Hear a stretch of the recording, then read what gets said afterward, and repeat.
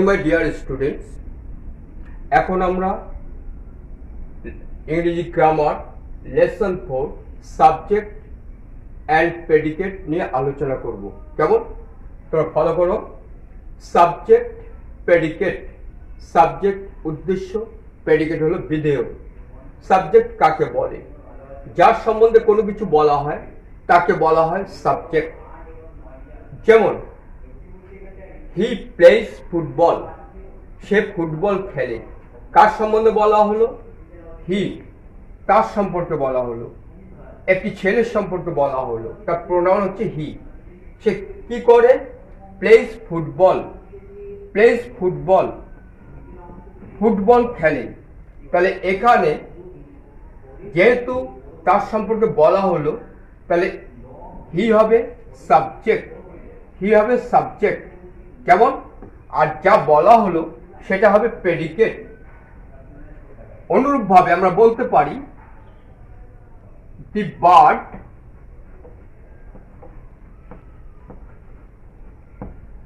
Is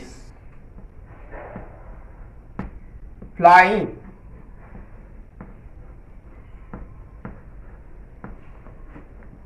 in the sky.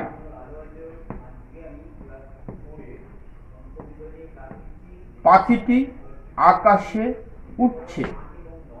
কোন একটা পাখি। The bird is flying in the sky. The bird is flying in the sky. তাহলে কার সম্পর্কে বলা হলো? পাখিটি সম্পর্কে বলা হলো। তাহলে the bird সাবজেক্ট। আর বাকি অংশটা কি বলা হয়েছে? পাখিটি কি করছে? আকাশে উঠছে। Is flying in the sky, এটা হবে প্রেডিকেট অংশ। তাহলে যার সম্বন্ধে কোনো কিছু বলা হয় তাকে বলা হচ্ছে সাবজেক্ট। যার সম্বন্ধে কোনো কিছু বলা হয় তাকে বলা হয় সাবজেক্ট, বাংলা বলা হয় উদ্দেশ্য। সাবজেক্টের সাবজেক্ট আর বাকিটা হবে প্রেডিকেট। এর দুটো অংশ আছে, একটা হচ্ছে নেমিং পার্ট, একটা হচ্ছে টেলিং পার্ট। এবার আমরা আসছি প্রেডিকেট কাকে বলে। এবার প্রেডিকেট কাকে বলে? প্রেডিকেটের বাংলা অর্থ হবে বিধেয়। সাবজেক্টের সম্বন্ধে যা কিছু বলা হয় তাকে বলা হয় প্রেডিকেট। সাবজেক্ট বা উদ্দেশ্য সম্বন্ধে যা কিছু বলা হয় তাকে বলা হয় প্রেডিকেট। যেমন দ্য বার্ড ইজ সিঙ্গিং, পাখিটি করছে, পাখিটি গান করছে। কে গান করছে? পাখিটি। পাখিটি হচ্ছে সাবজেক্ট। কি করছে? গান করছে। ইজ সিঙ্গিং, ইজ সিঙ্গিং হবে predicate. Early in the morning the farmers go to the field, ভোরবেলায় কৃষকেরা মাঠে যায়। ভোরবেলায় কৃষকেরা মাঠে যায়।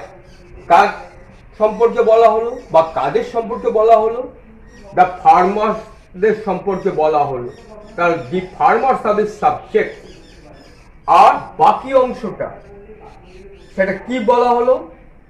Early in the morning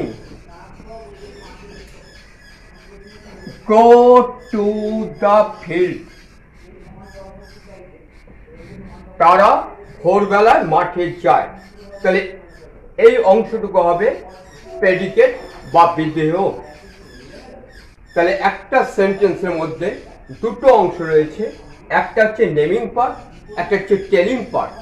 naming part হবে সাবজেক্ট আর টেলিং পার্ট হবে প্রেডিকেট। নেমিং পার্ট, এই সেন্টেন্সটা লক্ষ্য করো। Early in the morning the farmers go to the field. এখানে naming part the farmers, the farmers, এটা হবে সাবজেক্ট।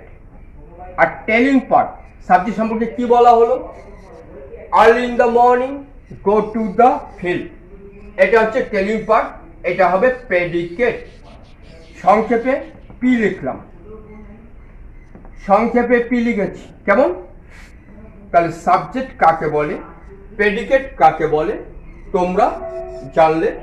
সাবজেক্ট প্রেডিকেট সম্পর্কে তোমাদের পড়তে হবে, ভালো করে শিখতে হবে। খুব সহজ। গ্রামার বইয়ে বিস্তারিত দেওয়া আছে, বিস্তারিত মনে থাকবে না তোমাদের, তোমাদের হচ্ছে হলো যেটা পড়তে হবে, লক্ষ্য করো পেজ 19, পেজ 20 উদাহরণগুলো দেওয়া আছে, উদাহরণগুলো তোমরা পড়বে। Rain drops, rain drops subject অংশ, রেইন ড্রপস প্রেডিকেট অংশ, টেলিং পার্ট, ড্রপস ভার্ব বৃষ্টি পড়ে, হি গোস সে যায়, he subject, goes predicate, cows eat grass গরুরা ঘাস খায়, অর্থাৎ গরু ঘাস খায়, তাহলে কাউস প্লুরাল ফর্মে আছে, subject, eat grass predicate. Hari had a little kid, Hari subject, had a little kid predicate. She goes to school every day, she subject, goes to school every day predicate. A lame man is begging, lame man খোড়া ব্যক্তি বা খোড়া লোক। A lame man is begging, beg অর্থ হল ভিক্ষা করা, একজন খোড়া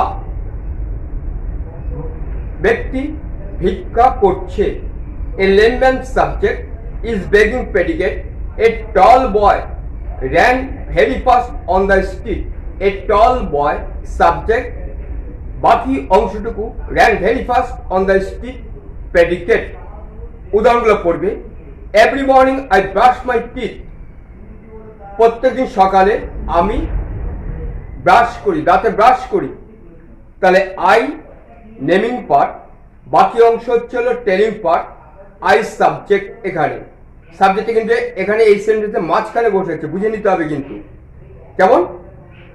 তাহলে every morning brush my teeth হবে প্রেডিকেট অংশ। In the class Sunil has many friends, ক্লাসে বা শ্রেণীতে সুনীলের অনেক বন্ধু আছে।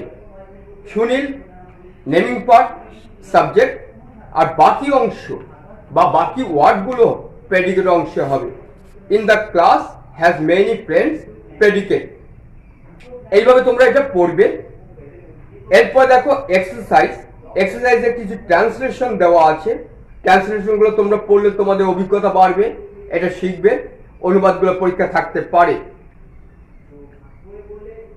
Put subject in the following gaps, শূন্যস্থান পূরণ করো। কোথায় কোন সাবজেক্টটা বসবে উপরে দেওয়া আছে। Learn, water, he, dog, cats, she, Asia, boys, we, man, rice, iron, Lakshmi, dogs.